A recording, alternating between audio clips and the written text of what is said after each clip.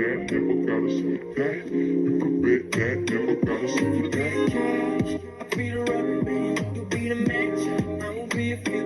Boom, painter, baby, you can be the mute. I'm the reporter, baby, you can be the news. Is you the cigarette? And I'm the smoker. We raise a bet. Is you the joker? Chit chat with cutie. That's what they said. Yep. Chit chat with QT was killing. Chit chat with QT for all of this tea. Hey cuties, thank you guys so much for joining me for another video. Please make sure while you're here to hit that like button, hit that notification bell, and subscribe. Let's go ahead and get into my recap of Love and Marriage Huntsville, Season 6, Episode 11, Bettie Blues. And let me just start off by saying this. I can't wait until I get to the end of this video because petty ass Bettie got some problems, baby. That lady is not wrapped too tight. She's evil. And I'm just glad for the confirmation from her sister in the episode last night that she's the devil. We've been saying it, and she said it as well. So I'm going to go ahead and get into this recap, but make sure to meet me at the end because, yeah, that was a whole lot. So the episode starts off where it left from last week. The Never Come Back group is still sitting down. And Maurice said that they are recycling their old ideas as far as when it comes to the comeback group. Marceau said that when they put things under the comeback group, everything is dysfunctional. Kimmy then says to Marceau, you were the biggest dysfunction of the group. I told y'all last week the old Kimmy is coming back, and I love it. But Marceau goes on to say that they want all 6 of them there. Mel said, well, you guys are doing all this talking, but do you have a date? Tisha then says March 8th, and Mel says that she may be busy because she's opening up for Eric Bellinger. Maurice then suggests that maybe Mel can Skype in or Zoom in and she can do a masterclass with Melody that way. And Letitia shut that shit down. She said, no, we not doing that. Tisha, it seems like you don't want to do anything when it comes to Mel. You just want her presence and you want her to be there in person so her people can show up. When you mention everybody else's business ventures last week, we caught that you didn't even mention Mel's. But let me carry on. Mel then tells Tisha that despite all of this good energy that Tisha has been trying to sell to the people that she has, she tells Tisha that she came out like a baby bulldog, saying you're not gonna pay anybody. That idea is closed. End of discussion. And now, Mel said when Maurice said, hey, maybe she can do it this way, you shut that down too. And then she told Tisha, it feels like you're the one closed-minded. And Mel then told the group that it looks like Tisha don't want to be there. And they can go ahead and get up, leave, and postpone this. Tisha said if she didn't want to be there, she could get up and walk away herself. Marceau tries to jump in. He says, oh, it's just frustration. We know you all are frustrated because you can't use Mel for her supporters. But Mel says, that's why I'm trying to move things since it's frustrated. I hear you. I heard you. And she's talking to Tisha when she's saying this. And at that point, they all started over-talking each other. And Maurice said, this is why we can't come back.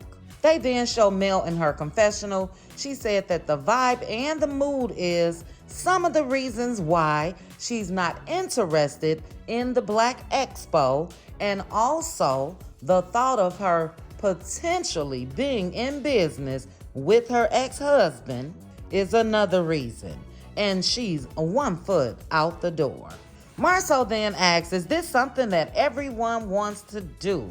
In your heart, do you want to do it? Maurice says, we need to collectively come up with something that they all can buy in, because he feels like that they're just participating and it needs to feel like it's all of their idea. Mel then asks Maurice, so are you saying that if it's not the 6 people that you're not going to be involved? And Maurice says yes. He said if we're talking comeback group stuff, yes. He then says that there's some things that they've put out in the universe that they never completed, and he feels like they can do it. Marceau then says something about, so you want everyone's involvement. Basically, yes, that's what Maurice wants. Then he turns to Martell. He asks Martell something about a conversation package, and Martell looked like he didn't even know what the hell Marceau was talking about, and he mumbled and said, sure, of course. And this is where we all knew what was really up. Marceau then asked Mel if she would participate, speak at the event in person. And Mel says, I'm not sure. And I'll say it for her, Marceau, hell to the no. Because that's what you guys want, period. You want to put her face on a flyer. You want to use her platform, use her star power to bring folks in to the Black, BLAQUE Expo. No, sir. Get somebody else to do it. But Mel then says that to be very honest and clear, she has to warm up to things because a lot of things have happened and she has to take baby steps. Marceau then says this is baby steps. Mel said, yeah, but you're asking me to jump. And I said, I'm willing to take baby steps. Marceau then said, we're not talking about a hug party. No, you're talking about using her and she peeped your game. And she's not having it, period. Mel is not Tisha, and you can't slick talk her with the BS. But Mel ends up letting them know, look, those are your feelings and these are my feelings. And she said that she's being super transparent and honest. And we know she has a reason to feel that way. We know the shit that went on this show and off when it comes to Marceau and Tisha and a whole lot of other folks. And then they sitting there looking at her like she crazy for wanting to take baby steps. To be honest, they should be happy that she's sitting at that table, period. Remember, Tisha, dark and evil soul. So yeah, take me walking through your event and be happy. That's it. That's all. It's not no comeback group. This is them trying to sell Tisha, number one, as this boss, and this is something under their name. But they then show Marceau and Tisha in their confessional, and Marceau said that he's okay with losing Mel. Tisha said that's not going to work. She said because we will then lose Maurice. Marceau said that Maurice is very passionate about it and that he can ruin it for everybody.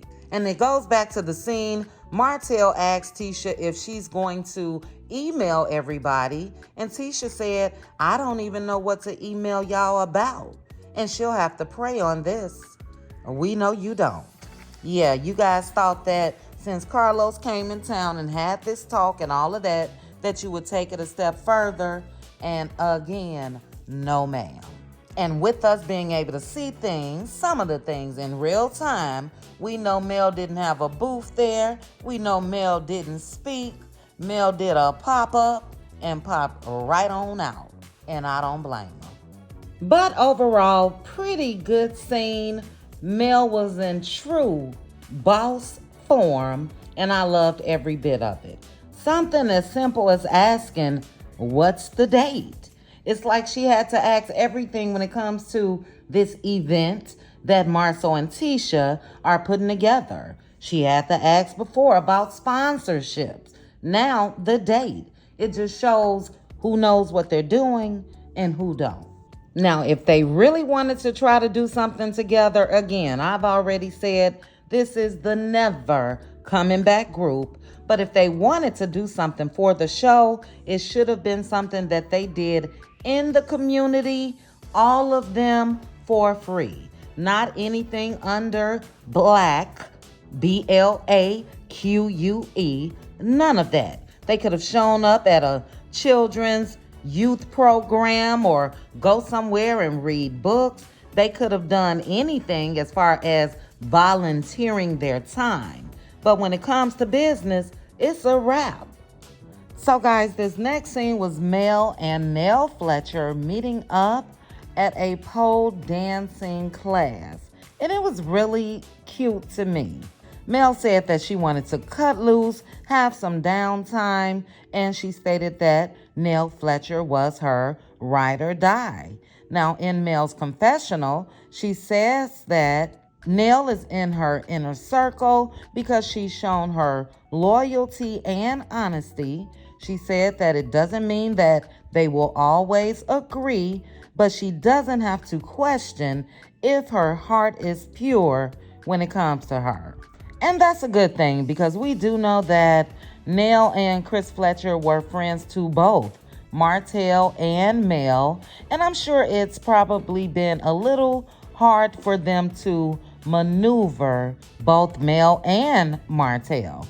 But I'm just glad that Mel has someone that she can trust, and it looks like it is a pure friendship. So the instructor started showing them some different moves. She said that they were going to do this hip roll, and they practiced, and it was so funny to me. They had on, I believe, about 8 or 9 inch platform stilettos, and those are definitely hard to walk in. Nell even said, "Girl, what, you trying to kill me?" But anyway, they then go ahead and sit down and talk after they did their little practice moves. And Nell then asked Mel about her Valentine's Day. Mel said it was a great day. She said she was out of the country. Nell said, "Who were you with? Because we saw this arm." And she told Mel, "You know, your millimeters definitely want to know." They then showed Mel in her confessional, and she said that Nell knows that she says enough, as much as she wants to say. And she said, "But I can trust her with one bean." So Mel said she wasn't going to spill all the beans, but she was going to give Nell Fletcher one. So Nell again asked about the arm, and Mel said that they were in the back of a vehicle headed to the resort. Nell said, "Well, he must be special," and Mel said, "He is." Then Nell asked Mel if she's in a good space, and Mel said yes. Mel said before she even posted the picture, she used to always say protector, professor, and provider, and she didn't know how big protection was for her and feeling safe. She stated she didn't know that she hadn't had that for years prior to leaving her marriage. Nell looked at her and said, "Wow, that is so sad." And it is. Because for me, if you cannot feel protected by the man that you are married to, why bother? That's the goal and that's the purpose. And I can understand how Mel feels when she got out of that and really pondered and realized that she didn't have that at all. We know that basically, in my opinion, she was the provider. She was the one that was making all the money moves. So we know that she did that. We also know that she was not protected by Martell. How? Martell opened her up to everything when it comes to his infidelity. That's opened her up to being attacked by the side chick, opened her up to possibly getting things, sexually. He opened her up to a whole lot of things. So he definitely did not protect her. He didn't protect her heart. He didn't even protect his family. So yeah, she didn't have that as well. And then Professor, I'm not even going to talk on that. How is Martell going to lead or teach anybody? They then go to Mel and her confessional, and she said that a husband is supposed to be the person you can trust the most, and when she found out she was sleeping with the enemy, it was a huge stab in the chest. She also said it took her a while to heal and move past that. But she went on to say that fortunately, she is in a situation currently where she does not have that issue. They then go back to the scene. Mel tells Nell everything she had on her list. Her new guy hits everything and more. And she said that it blows her away. She said that she's found herself in tears because she really can't believe that it happened so quickly as far as her manifesting that. But she said he's the type of guy that asks her if she needs anything. Is there anything that he can do? Nell then asks Mel if she will meet this guy anytime soon, and Mel said maybe. Nell said, we can't even know the name, and Mel said no. She then let her know that people may not even know anything until she announces that she's married. But she said the relationship with her guy is pretty amazing. She then went on to tell Nell about the Never Coming Back group. She stated that she's trying to stay away from negativity, and then she told her about Tisha and Marceau's Black Expo, and she made sure to point out BLAQUE.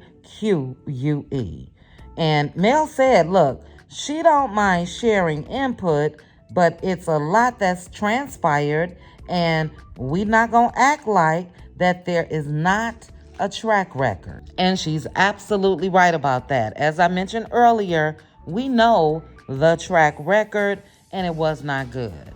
But they then go to Mel in her confessional. She says it's a lot of bad blood with the Scotts and Martell, and she don't have a desire to go into business with them when it comes to the comeback group. She says she is open to giving suggestions when she's available. And then she went on to say that, look, even Beyonce left Destiny's Child, and she understands what it means and why Beyonce wanted to be solo. And she said, yeah, she's solo too. But they go back to the scene, and Mel is telling Nell that they're just going to have to take these baby steps because that's what she's willing to give. And there are some things that only time can heal. But overall, it was a pretty good scene. I really love seeing Mel in that element, just having fun with somebody that she can trust. And it looks like that person that she can trust is Nell Fletcher. Now, I don't know if a lot of us trust Nell Fletcher, especially what she said at that baby shower, but maybe Mel is able to overlook that. Maybe she didn't take that personal. Maybe she feels like it was a part of the scene, or maybe she haven't seen that shit yet. We shall see. But overall, it was a pretty cool scene. It was light, it was fun, and I enjoyed seeing Mel and Nell both in that scene. So let's go ahead and get into the manipulation, gaslighting tactics of Mr. Marceau Scott. So this scene starts off with Tisha and Marceau going to look at this apartment. Still don't make sense to me because they could have very well rented a home, but hey, whatever works for them. But they talk in their confessional, and they said that Scott Manor is taking longer than they expected, and they wanted to renovate their old home, and that is the purpose of them getting this apartment. So while the renovation is going on, Tisha said her and the fam will be at this apartment. But that's not exactly what Mr. Marceau had in store. And child, how raggedy was the home that they were living in? Because Marceau said that they didn't have to live like that. Was it that bad? And if so, why were you there at all? We can't get over Mr. Marceau saying that he made $17 million, and I'm sorry. The lies, the lies, the lies. Nowhere, looking at Marceau and Tisha, do we get a glimpse of $17 million. And if they were staying in damn near a shack that was falling down around them, that proves that. But after they view the apartment, Tisha and Marceau stand and talk. And Marceau told Tisha that he thinks that MJ should stay over there with him. Tisha looks confused and asks, why would you say that? Because his ass want to be single. That's just my thoughts. And then Marceau gets into that same mode that he was in when they were on that Shea Ministry panel. And he starts talking about time management. And he says that he feels like with time management, he'll be able to get things done quicker if he lives at that home. Tisha said, no, you gonna stay here with us. And this is where the gaslighting started.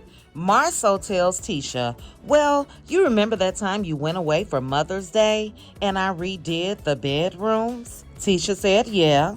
And he's looking at her like she's stupid while he's saying this. But he said, you know how I did that?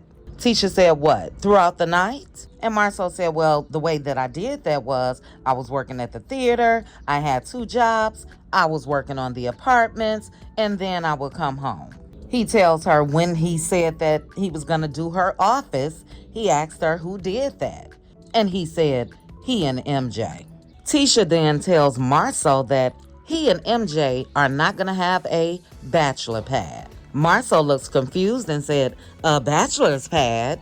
Tisha said, what else do you want to call it? And he tells her, FYI, your 16-year-old son and his dad are not going to have a bachelor's pad.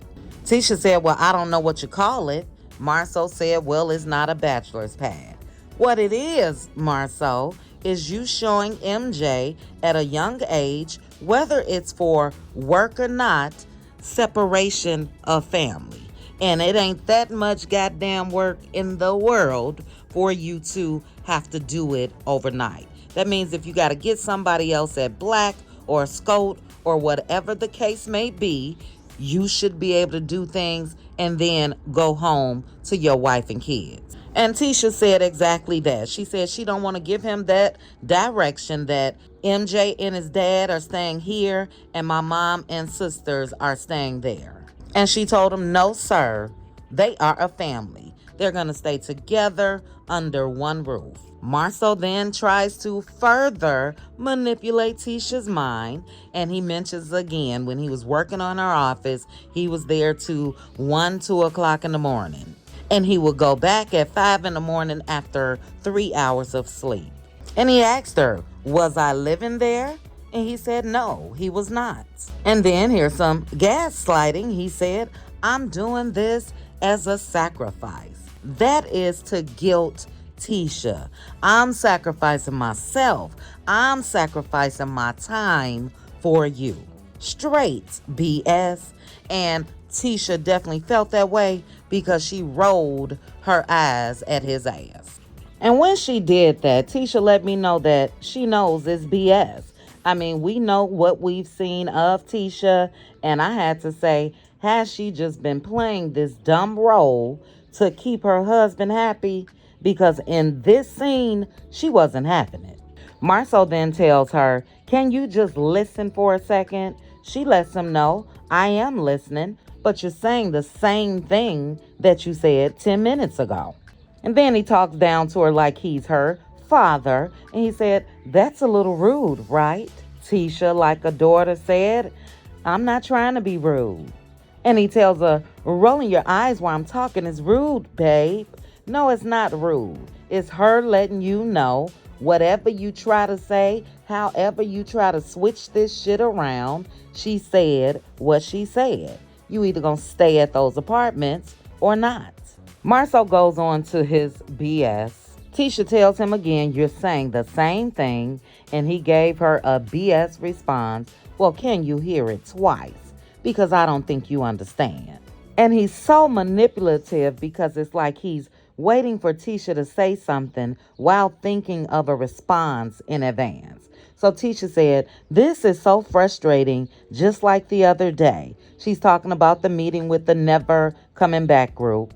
And Marceau tells her, "It is frustrating, right? Imagine how frustrating it is to me." Gaslighting and manipulation. And then Marceau started doing what he does best. He has to compare situations. So he told her, "Think about how frustrated you were the other day at the comeback meeting, and you were frustrated with Mel and Maurice." And he said, "You got a little frustrated, right?" And he said, "It's because you are just trying to say that you had a plan that you thought could work for the benefit of everybody. And all of a sudden, boom, you're frustrated."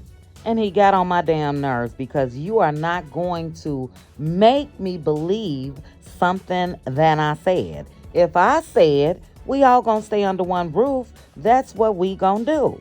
I don't care how many scenarios you come up with. But he lets her know that's how he feels. He's frustrated because she does not want to do things the way that he feels like it should be done. Tisha lets him know, "I understand your frustration." He told her, "No, you don't." And she said, "Yes, I do. But some things we are just not going to bend on." And she told him, "You can do the labor over there, get in your car, and come on down the road to here and go to sleep." She said nothing else has changed and everything else is the same. And I enjoyed Tisha in this scene. Yeah, stop letting that man gaslight you. Stop letting him make you believe that what he's saying is right or what he says goes. There is no need for Marceau and MJ to live in one spot and Tisha and the girls live in another spot.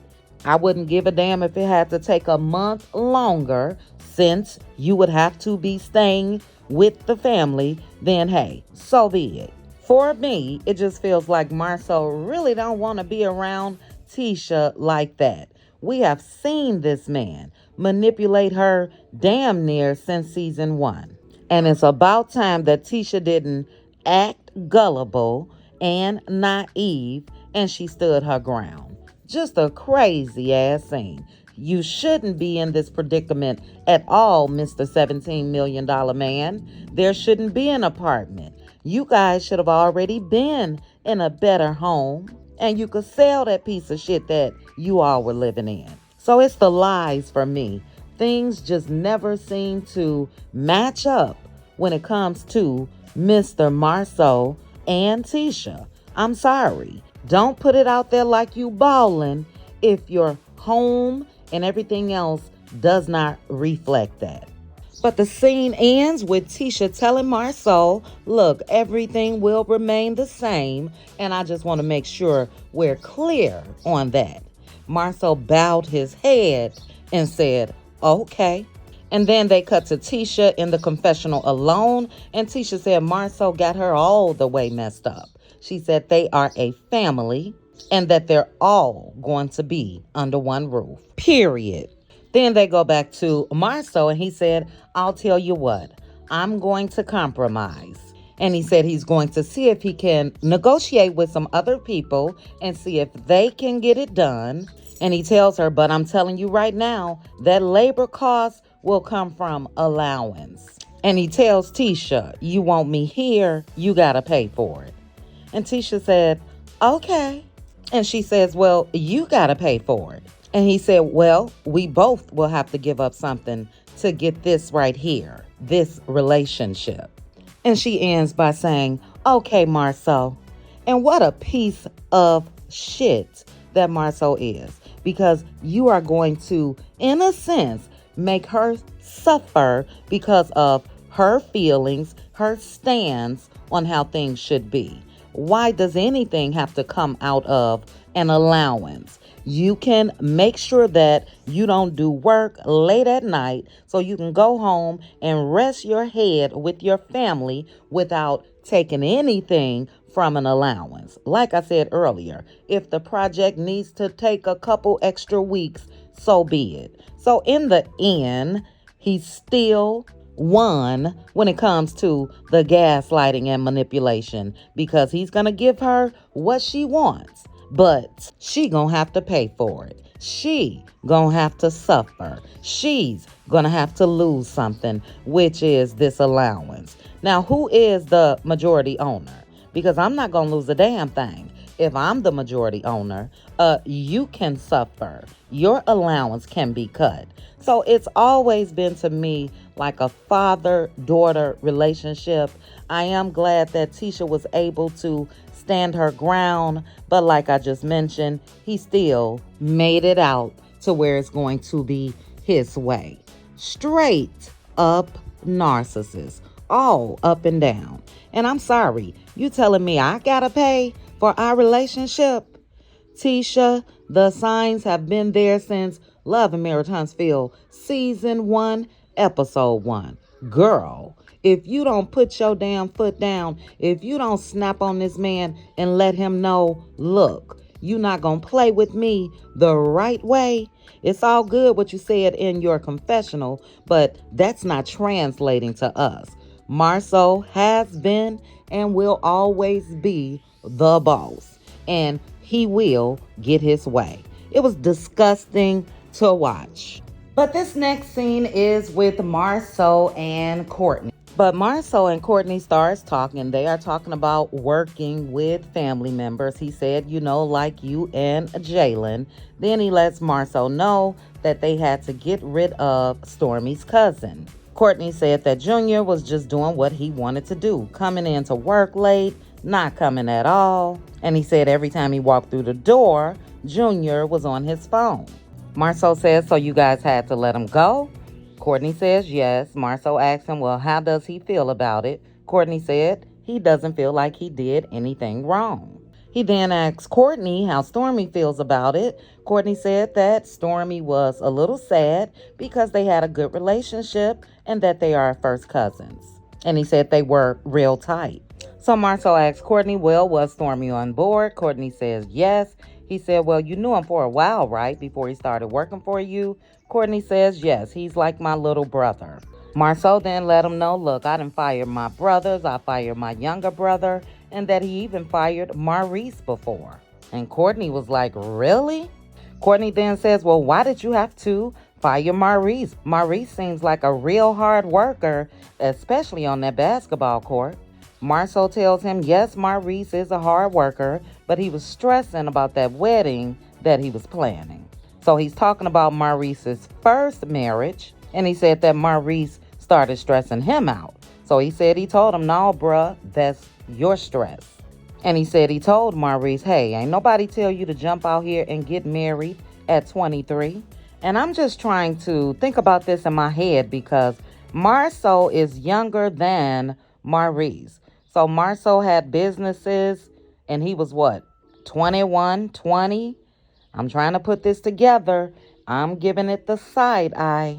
But they show Marceau in his confessional. He said that firing Maurice was tough, but he had to draw the line when it comes to his livelihood or when it comes to just doing things that's right for the business.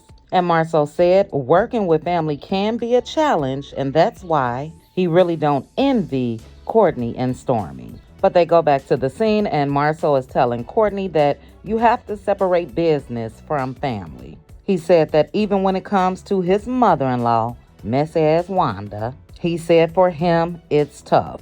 And we know it is when it comes to Wanda. Courtney says, yes, it's a headache.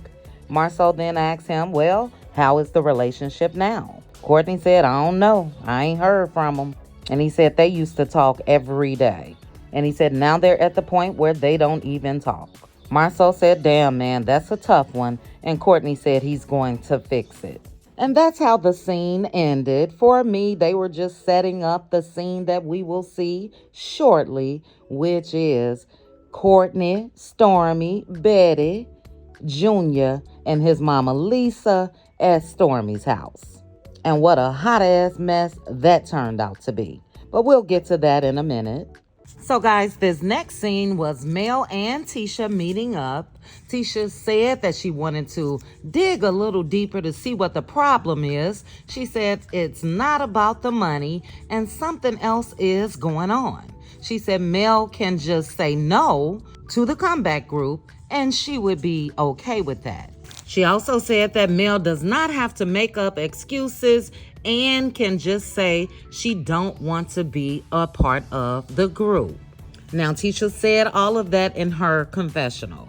But Mel comes in, she sits down, they ask each other how the kids are. Mel says that her kids are great and they are at their dad's. Tisha asks how Mel likes the week on and off, and Mel said that they've been doing it for so long, 3 years. It was hard at first, but now it is what it is. Tisha says she wouldn't even know how it feels to have a week off. They then show Mel in her confessional, and she says that she was not going to get into full details with Tisha regarding the custody, and she stated that most people wouldn't understand if they haven't been through it, and it would take too much energy to go over with her what's really going on when it comes to the custody battle, and that battle was happening in real time when they filmed this. But they cut back to the scene and Tisha said that she wanted to talk to Mel about the meeting because she feels like Mel wasn't really there. She said normally Mel talks more in business meetings because she's a leader. And she says Mel was quiet and they used to get more, much more than what they got out of Mel. Mel said, well, it is twofold. One part is that the last time they were meeting, they hadn't gone through what they've been through to date. She said they were on much better terms. But she said this year, in 2023, it's a whole lot more that has happened. And she said she's not going to show up like the Melody that showed up 3 years ago. She said that God hasn't given her the feeling yet or okay of being as involved as people want her to be. Mel said people can't make you jump from 0 to 10 and that they gotta let her do what she feels comfortable doing. And she said that it doesn't mean like, oh, because it's for the community, you should jump in. Mel said it was just months ago and none of them were on the same page and it was a lot being said. They then show a flashback of Tisha at the reunion when she called Mel a dark soul and when she said Mel was the true definition of a devil in sheep's clothing. And I'm sorry, yeah, that would be hard for me to forget and hard for me to want to do anything with someone who said that about me. But Mel says that it's irrational almost, taking baby steps to expect months later, oh, now let's all come together and do things. And then she said that she's not even really trying to be around Martell like that. And Tisha said that she respects that. She said everybody moves at their own pace and that a couple months ago, she would have never thought that they would be where they are. She says she understands Mel's position and where she's coming from wholeheartedly. And she feels the event is going to be great, but feels it will be more great if Mel was a part of it with the other 5. She said, but they're not forcing anything and they're gonna let it be. Mel told Tisha that she appreciates that. And in Tisha's confessional, she said Mel is making valid points and she can respect where Mel stands. She said, however, it's not about them, it's about the community, and that's where she had to get to. She had to put her feelings to the side and focus on the end goal. And they cut back to Mel and Tisha talking, and Mel said that the conversation that they're having is different than when they are together with the group. And I totally agree, because Tisha acts like she totally gets where Mel is coming from while she's sitting here with Mel, but it was a little different when she was around the others. But Mel told her, even them trying to convince her, she don't even want to hear all of that. She don't mind sharing ideas in the back behind the scenes. Tisha then asks, well, are you willing to come and support the event? Mel said maybe. She says that she does have a performance on the 9th, but maybe. Tisha says, okay, well, we'll be there on the 8th, and then we'll see Mel on vacation all booed up. And she says she's going to say then, this heifer. Mel said that she won't be on vacation, but she does actually have a performance. Tisha asks if she can come look at the event space. And child, Mel cracked me up. She didn't give an answer. She started eating and chewing. And Tisha said, did you hear me? And Mel said, mm-mm. Mel started dancing in her seat like her food was good, laughing and all of that. Tisha laughed a little bit too, and she said that she's going to have to break this to Maurice because he said that it won't be the same without the 6 of them. Mel said, well, I'll tell you what, I will send a video. And she told Tisha, let me go ahead and give you my number. And I was shocked. So that means that Mel is letting her guard down just a tad bit by giving Tisha her number. Tisha said, well, you're going to have to do a FaceTime live or something like that. Mel said, nope, I'll send a video. They then show Tisha again in her confessional. She said that overall, she thinks the meeting with Mel went great. She said it's a mutual respect and they will see what the future holds. And they go back to Mel and Tisha at the restaurant. They hug it out. Mel then asks Tisha if she got the bill. And Tisha said, well, that's the least I can do. And guys, I really enjoyed this scene. I really do. I know maybe it's just me having a soft heart, but I know that there's been a lot of things that were said and done, but I enjoyed the maturity of both Mel and Tisha in that moment. Now, do I feel like they will ever have a real friendship? I highly doubt that. But for them to be able to come together, sit down, laugh, joke, talk business, and be cordial was nice to see. We've seen enough of the nastiness, pettiness, and all of that we know Mel went through because of the others. But if they're all willing to try, then I'm going to be willing to try to say something good about the scene. So yeah, pretty good scene. But let's go ahead and get into this messy arse BS, which is Stormy and the fam at her house. Her messy mama, her aunt Lisa, and cousin Junior. A whole hot ass mess. So the scene starts off at Stormy's house. Stormy is burning sage and she needs to rub that shit all up, down, and around her mama. Because after watching this episode, that lady needs an exorcism, if you ask me. But Betty tells Stormy that she should not have hired Junior, and Stormy says, you're already going left. And then in Stormy's confessional, she said that it's hard to part ways with Junior because they were so close, like brother and sister. She said Betty had already told her Aunt Lisa what happened and that they have emotional turmoil and history. And then everybody is sitting around Stormy, her aunt, Junior, and Betty. And Stormy says when stuff happens with her and Junior, it affects them all. Her aunt said she don't understand why Stormy didn't tell her about firing Junior.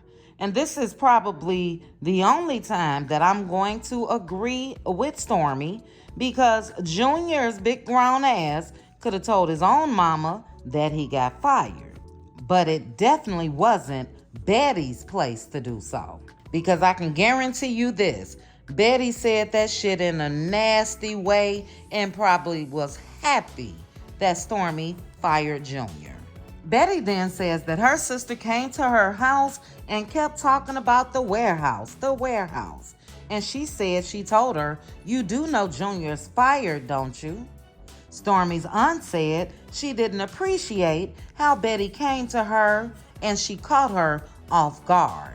She said Bettie said, "You know Junior don't work there anymore," and said he said something about Stormy and she was about to whoop his butt. And I'm sorry, what? That's a big grown-ass man. And if Bettie think that she was gonna put her hands on him, he would have had my permission to knock fire out of her old mean ass. Because what you talking about? That's not no little ass boy. And I get it. I'm just saying this because of this scene. But no, I do not condone any violence. I do not condone younger folks disrespecting their elders. But this lady deserves zero respect. But Bettie says that was not what she said, and she don't bite her tongue for shit. And maybe you need to, with your old evil ass. Bettie said Stormy has helped him a lot, and he should have been there. And she said that things were messing up in the warehouse, and he said he was just an employee. And she didn't like that because that's his cousin, too. Now, Stormy doesn't strike me as the type of person that's not able to say what she means and mean what she says, because we saw her pop off on several occasions on Love and Marriage Huntsville. So I'm just confused as to why her mother is her mouthpiece. Where did we see that shit from before? Wanda and Tisha. But Junior then went on to say that it's only so much that he can see, and Bettie said, "Yeah, but you saw." Junior's mom, Lisa, finally said, "May I speak?" And then she asked Stormy, "Whose business is this? Is it yours or is it Betty's?" Stormy looked confused, and Bettie and Lisa told her to go ahead and say what she got to say. Stormy then tells her aunt that she wanted to know how she feels not hearing this from Junior. The aunt said he's 29 years old and she can't tell him what to do, and that his auntie definitely can't tell him what to do. Bettie then starts to say, "I'm not telling him what to do." Lisa said, "Well, every time you get mad with my child, you always threatening him, saying I need to whoop his butt or cuss him out. And is this what goes on in the country? Do your elders still whoop your ass and you damn near 30 years old? Because I'm not understanding this at all. Somebody really needs to check Bettie's ass big time. Because let Stormy and Junior handle this shit on their own. But anyway, Bettie said she was pissed how he treated Stormy, and this is when this lady blew up. Do you hear me? Just look at her damn face. But Bettie said that she was pissed how Junior treated Stormy, and when I tell you I saw smoke coming out this lady goddamn ears, because this is when she blew up. And she said Stormy spent $15,000 to get Junior out of jail. And Bettie has waited for the right time to say that on national TV. What type of aunt is that? What does that man being in jail have to do with this show? She wanted to do that shit. Oh, evil ass. But anyway, Junior yells out, "Junior went to jail. Who cares?" And although I do not agree with Bettie saying that shit, come on now, Junior. The person who spent the $15K, Stormy, should care, especially if you haven't paid her back. Now, we don't know that. They didn't say that. But yeah, don't act like or sit there like this wasn't a big deal, because obviously no one else had the money to get you out. But like I said, that was Stormy's place to say that to him. But back to the scene, Junior then yells out, "Who gives a fuck?" And I'm going to ask this question again, guys. No offense to anyone that cusses around their parents or allows their kids, grown kids, to cuss around them, but this was shocking to me. The language that they used in front of their parents tripped me out, because we, my family, would never, ever, in front of aunts, uncles, parents, anybody, It's like, wait a minute now. And then people will wonder why these same adult children don't have any respect for them, because you don't demand it. Like I said, it was just a shocker. No offense to anyone else. But back to the scene, Lisa gets up and goes off, as she should.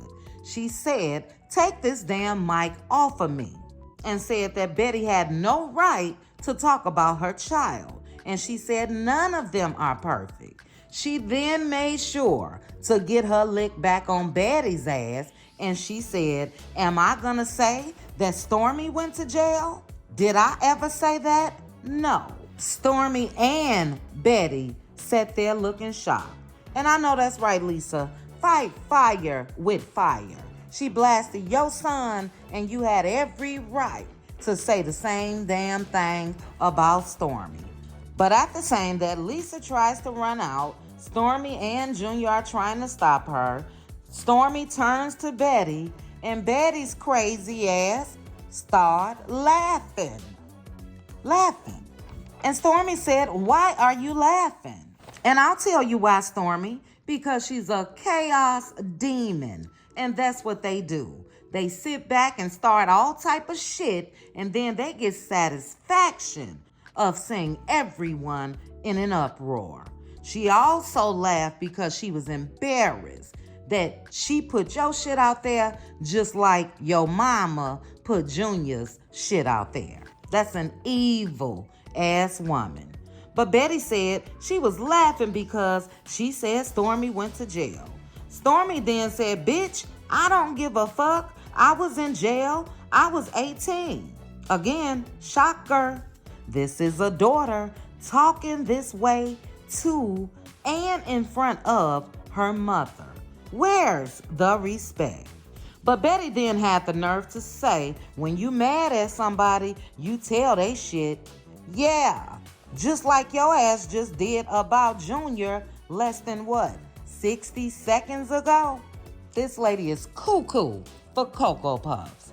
But anyway, Stormy is now in her confessional. She seems to be feeling some type of way. And she said, "Well, thanks, Aunt Lisa, for telling everybody that I went to jail." And she's giggling and all of that, trying to play it off. She said that she sat there for 3 days when she was 19 and said the judge realized she was an amazing college student and he threw it out.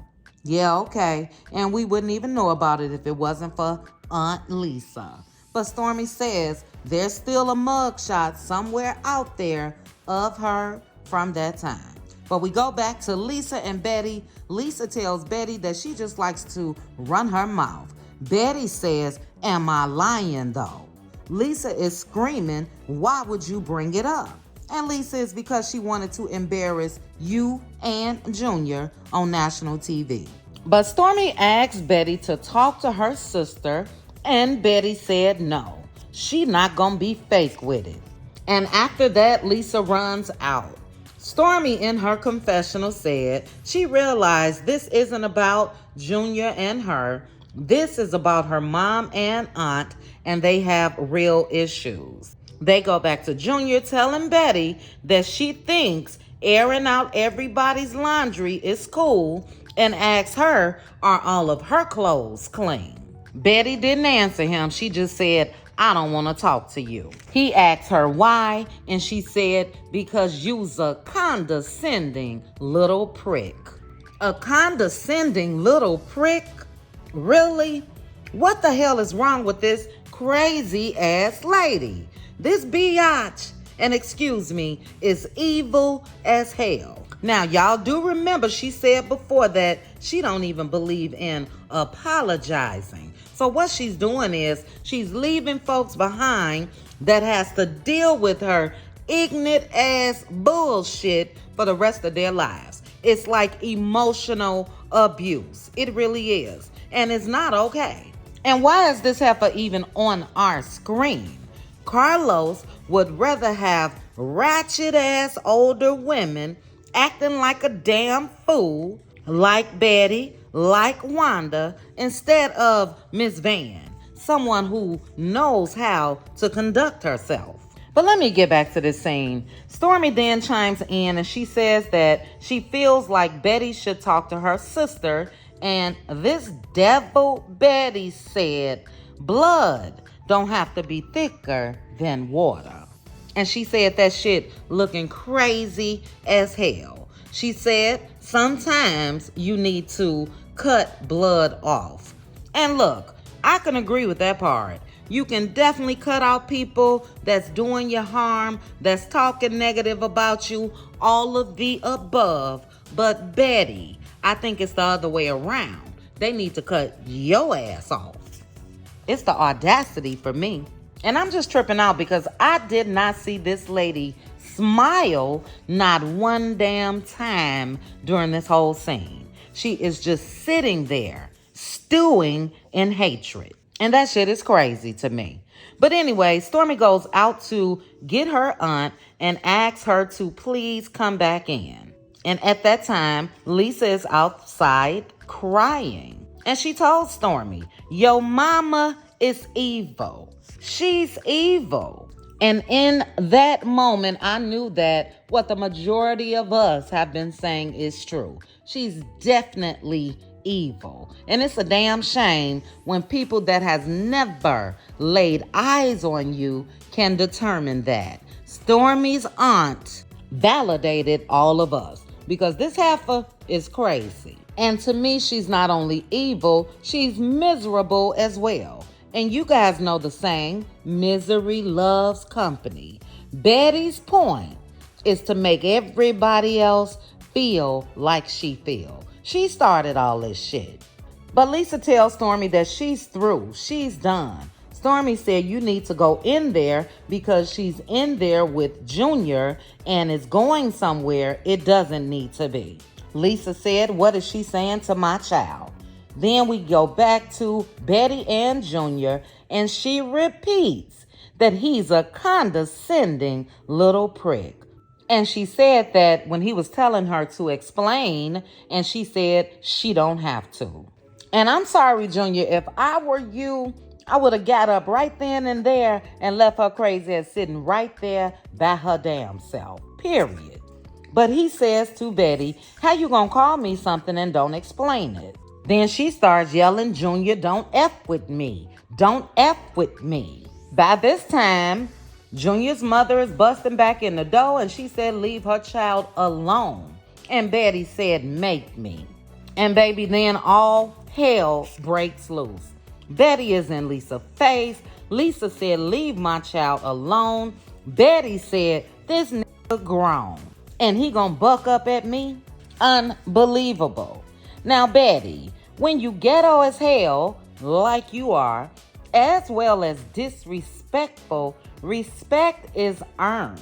You don't get to talk shit about Junior, call him a prick, spread his business, and think he needs to respect you like he's some little ass kid. No, you gonna earn my respect or I'm gonna leave your ass alone forever. By this time, Courtney is trying to calm Betty down, and Lisa said she hoped Betty wins an Academy Award. She said Betty was performing for those cameras, and Betty is willing to sell her family out. Betty then tells Lisa, you started that shit, and you can't make this shit up. I just cannot. Betty started all of this. But Lisa tells her she is no longer her sister. Stormy starts yelling, wait, that's what I don't want. And it may not be what you want, Stormy, but it's what your evil ass mama wants. She wants to run everybody away from you. Your friends, your family, and everything else. And I feel like the reason why is because she wants you to be just as evil and miserable like she is. But Stormy says they're making things hard for her and Junior, and Betty is sitting there not giving a damn. Do you hear me? Betty then says something like she act like her shit don't stink or whatever. I'm so over her at this time. But anyway, Lisa says to Stormy, you can't talk to the devil. And I said, spot on, Lisa, spot on. Stormy then says, why are y'all acting like this? And Betty yells, fuck her. Those were her exact words, guys. F her. Stormy said she can't have nothing, no housewarming or anything else because of them. And I'm sorry, from what I've seen, it's because of your mama. You can't expect people to want to put up with shit when it comes to your mama, be around her, everything else, allow her to talk to them any type of way. Yeah, housewarming over, barbecue over, get together over, everything over. Check your mama, even if it's in a respectful way. But you can't blame them. But Stormy goes outside to try to talk to Lisa again, and she asks her if she's okay. Lisa said no. Stormy said that their relationship started to deteriorate when her grandfather got sick, and it was like a competition of which sibling is going to step up and take care of the family. She said her mom took on the bulk of the load, and after that, she saw a shift. She said that they were really close. Lisa tells Stormy she feels blindsided because she trusted Stormy. And she said that Stormy knows how she feels about her. Stormy said, I can't control what comes out of my mother's mouth, and she's begging Lisa to talk. Lisa said she's not talking to her ever again. Stormy then tells her, you know I didn't grow up with siblings and that you are like a second mom. Stormy starts crying and said when they argue, it makes it hard for her because she don't have that many people. Lisa says she realizes that, and she asks Stormy, why does she think she's been there all this time? She says that she's doing it for Stormy. Stormy asks, can she please talk to Bettie? And Lisa said no. She don't want to talk to her ever again. Stormy is still crying. She's saying that it bothers her so bad that she can do everything but make her family whole. Lisa says she always has tried to keep the peace, but Bettie has always said she's never wrong, and she thinks by getting loud and ghetto that makes her right. And I had to ask myself, now who does that remind me of? That reminds me of Stormy. We've seen Stormy get loud and ghetto. But Lisa said they always ask her to forgive Bettie over and over again, and Stormy is still pleading with her to talk to Bettie. Lisa said it's not going to happen. She said Bettie is trying to make it seem like her children ain't about shit and she don't play about her kids. She said Junior was wrong, but he did his time and it should be over. She said there is no coming back from this. Stormy says again, please just talk to her. And Lisa said if she has to talk to her, Stormy will probably have to bail the both of them out of jail. And by this time, Bettie is walking out the house. Lisa is telling Stormy that she loves her to death.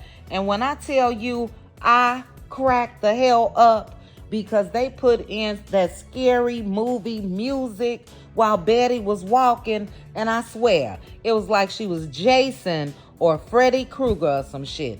It was hilarious because she was walking slow and looking evil as hell. Yeah, I think everybody needs to be scared of her ass. But Stormy tells Lisa that she can't stop her mama, and Lisa says, okay, well, she can stop her from saying anything about her and her kids. And she told Stormy if she can't be a part of her and Courtney and Chess's life, then she's sorry. And child, by this time, Bettie is standing behind Lisa looking like the damn Chucky doll. Scared the shit out of me. All I could think was run, Lisa, run. Because that lady is evil as hell. Ain't no telling what she about to do to Lisa. But that's how the episode ended, guys. This was a lot. This was a long recap, but I did want to give all of you that do not watch the show my thorough breakdown. And yeah, I'm sorry. Stormy better be careful, because next thing you know, Bettie gonna run Courtney's ass right out of there too. And look, Wanda definitely needed to go, but Carlos then replaced her with somebody that's much worse. Unbelievable. And I don't know if you guys are on Twitter and all of that, but they are tearing Bettie's ass up all over social media. And Stormy is right. She can't control her mom, but guess what she can control? Her mom being on this damn show. She can control millions of people seeing how crazy this lady is. So yeah, if I were Stormy, I would be making a phone to Mr. Carlos King. Look, no more scenes with my mama. That's some shit that Stormy needs to be dealing with on her own, solo, at her house. No visitors, no nothing. Don't subject nobody to that evil ass lady. But anyway, guys, I am tired. I have a notebook full of notes. Like I said, this was a long one, but I do hope that you guys enjoyed it. My apologies. I had to reschedule my live for today, Sunday, but I will be going live tomorrow on Monday so we can discuss this episode. I cannot wait to hear what you guys think about evil ass Bettie. I used to call her Petty Bettie. No, she evil to the core. So drop down, guys, and let's chit chat about it. Please also make sure to like the video, hit that notification bell, and subscribe. Chat with you guys soon. Bye.